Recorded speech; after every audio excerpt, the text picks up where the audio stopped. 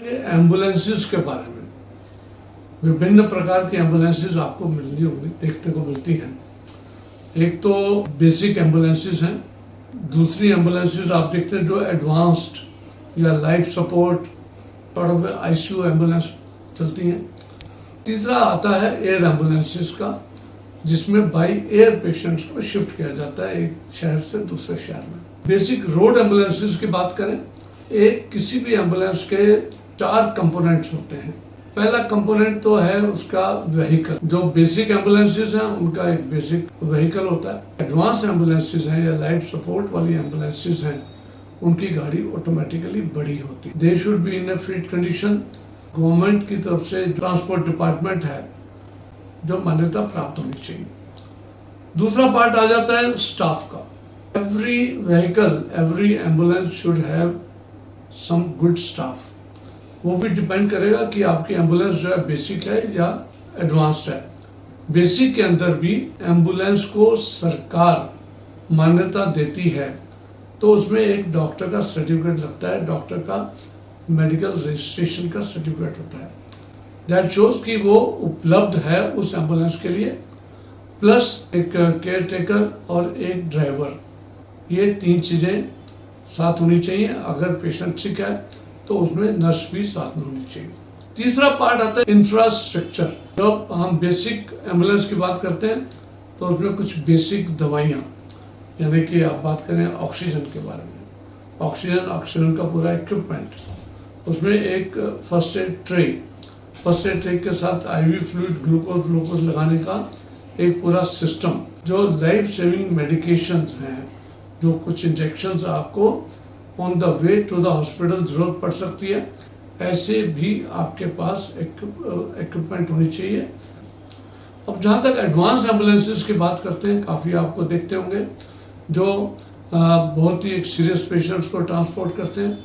उसके अंदर आपको ये देखना आवश्यक है कि अगर वेंटिलेटर वाली है तो वेंटिलेटर को चलाने वाला डॉक्टर होना चाहिए। He should be at least N internist और एनेस्थेटिस्ट और क्रिटिकल केयर को मैनेज करने वाला डॉक्टर। उसके साथ कम से कम 2 नर्सिस या एक नर्स और एक टेक्नीशियन होना चाहिए। और उस गाड़ी के अंदर जहाँ पर आपको वेंटिलेटर हो, वेंटिलेटर के साथ साथ आपको डिफिब्रिलेटर और बाकी जो भी एडवांस सिस्टम, ऑलमोस्ट आप समझें कि एक आईसीयू के अंदर होना चाहिए, वो पूरा का पूरा इक्विपमेंट उसके अंदर होना चाहिए। विभिन्न प्रकार के इंजेक्शन, विभिन्न प्रकार की दवाइयाँ और ऑक्सीजन की भी सप्लाई उसके अंदर प्रचुर मात्रा में रहनी चाहिए। चौथा कंपोनेंट आता है कम्युनिकेशन का। आज की तारीख में तो चलो सबके पास मोबाइल फोन्स हैं, अदरवाइज जो पुरानी भी बात करते थे, सबके पास एक वॉकी टॉकी सिस्टम होना चाहिए। जिस हॉस्पिटल से या जिस स्थान से पेशेंट को उठा के ले जाया जा रहा है टू अदर हॉस्पिटल, उस हॉस्पिटल के अंदर बेड्स की उपलब्धता है कि नहीं, वहाँ पर डॉक्टर इस बीमारी को इलाज करने के लिए सक्षम है कि नहीं, वहाँ पर आईसीयू की क्या पोजीशन है। कम्युनिकेशन इसलिए होता है कि मैं बता पाऊँ एज ए ड्राइवर या एज ए पर्सन जो इंचार्ज हूँ, हमारा पेशेंट 10 मिनट में हॉस्पिटल पहुँच रहा है, 15 मिनट में पहुँच रहा है, ताकि वो अगला अस्पताल जो है, अगला यूनिट पूरी तरह से तैयारी में बैठा हो, इक्विप्ड हो, वहाँ का डॉक्टर, वहाँ का एक सिस्टम पूरा एनर्जाइज्ड हो कि ये पेशेंट इस बीमारी के साथ इतनी देर में यहाँ पहुँच रहा है, हमें ये चीज़ उसको उपलब्ध करानी है। कई बार अस्पतालों के अंदर देखा, खासकर बड़े सरकारी अस्पतालों के अंदर, कि एम्बुलेंस से पेशेंट को अंदर लेके जाने में आधा घंटा, 1 घंटा लग जाता है। वहाँ व्हील चेयर नहीं होती या ट्रॉली नहीं होती, स्ट्रेचर नहीं होता, पेशेंट को स्ट्रेचर में डालने में और कैजुअलिटी तक ले जाने के अंदर ही टीडियस प्रोसीजर हो जाता है। तो वो अवॉइड करने के लिए कम्युनिकेशन सेटअप, वॉकी टॉकी हो चाहे मोबाइल का हो।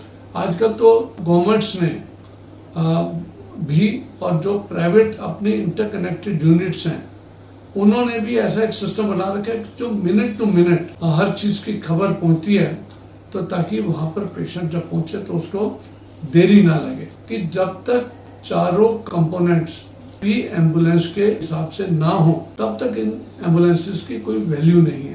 केवल व्हीकल ही है स्टाफ नहीं है तब कोई फायदा नहीं, स्टाफ है तो उसके ऊपर इक्विपमेंट नहीं है तो कोई फायदा नहीं है।